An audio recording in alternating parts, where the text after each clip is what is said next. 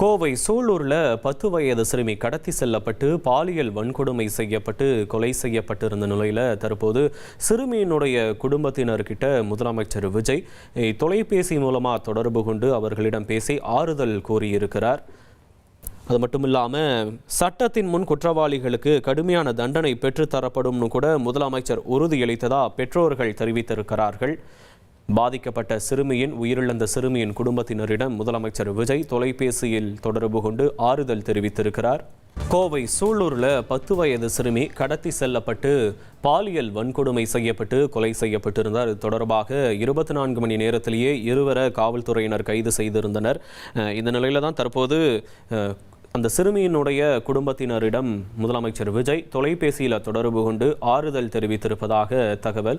அது மட்டும் இல்லாமல் குற்றவாளிகளுக்கு கடுமையான தண்டனை பெற்றுத்தரப்படும்னு முதலமைச்சர் விஜய் உறுதியளித்திருப்பதாகவும் பெற்றோர்கள் தெரிவித்திருக்கிறார்கள்.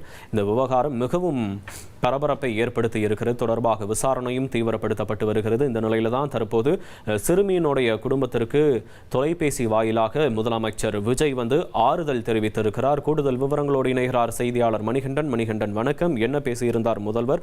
அவர்கள்கிட்ட பெற்றோர் என்ன சொன்னாங்க? கோயம்புத்தூர்ல 10 வயது சிறுமி கொடூரமாக பாலியல் வன்கொடுமை செய்யப்பட்டு கொலை செய்யப்பட்ட நிகழ்வு தமிழ்நாடு முழுவதும் பேர் அதிர்ச்சியை ஏற்படுத்தி இருக்கிறது. பல்வேறு அரசியல் கட்சி பிரமுகர்கள் மட்டுமல்லாமல் பொதுமக்களிடையே கடுமையான விமர்சனங்களும் அதே போல எதிர்ப்பும் தெரிவிக்கப்பட்ட நிலையில தமிழ்நாடு அரசு காவல்துறை மூலமாக உரிய நடவடிக்கை எடுக்கப்பட்டு 24 மணி நேரத்திற்குள்ள குற்றம் சாட்டப்பட்ட 2 பேரும் கைது செய்யப்பட்டிருக்கின்றனர்.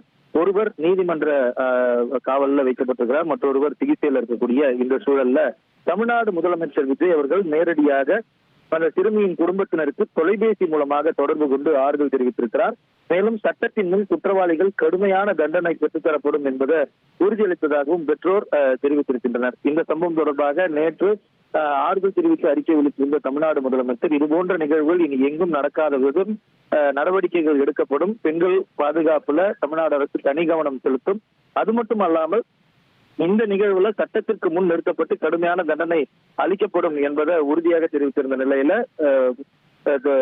சம்பந்தப்பட்ட இறந்து போன சிறுமியின் குடும்பத்தினருக்கு தமிழ்நாடு முதலமைச்சர் தொலைபேசி வாயிலாக அழைத்து ஆறுதல் தெரிவித்திருக்கிறார். குற்றவாளிகளுக்கு கடுமையான தண்டனை பெற்றுத்தரப்படும் எனவும் அவரது பெற்றோருக்கு உத்தரவாதம் அளித்திருப்பதாக பெற்றோர்கள் தெரிவித்திருக்கின்றனர். உங்களுடைய விவரங்களுக்கு நன்றி மணிகண்டன்.